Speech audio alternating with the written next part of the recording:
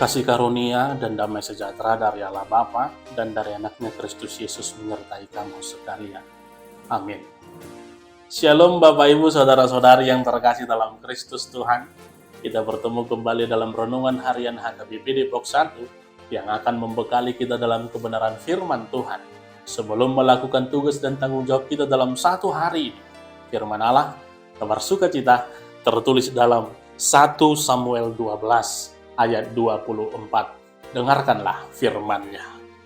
Hanya takutlah akan Tuhan dan setialah beribadah kepadanya dengan segenap hatimu. Sebab ketahuilah betapa besarnya hal-hal yang dilakukannya di antara kamu. Demikian firman Tuhan. Bapak, Ibu, Saudara-saudari yang terkasih dalam Kristus Tuhan.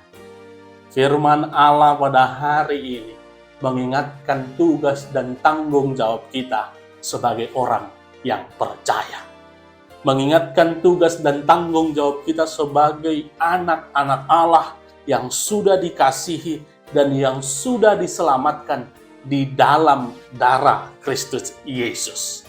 Maka tugas kita adalah yang pertama, takut akan Allah. Ketika firman Tuhan mengatakan hanya takutlah akan Allah, itu berarti kita senantiasa hidup di dalam kehendak dan aturan Allah. Kita senantiasa hidup di dalam firman Tuhan dan menjauhi segala larangannya. Dengan cara dikatakan senantiasa setia beribadah hanya kepada Allah dengan segenap hati. Mengapa dengan segenap hati? Karena di dalam hati kita lah terpancar cinta kasih Kristus. Karena di dalam hati kita lah terpancar Roh Kudus yang berdiam di dalam hidup pribadi lepas pribadi.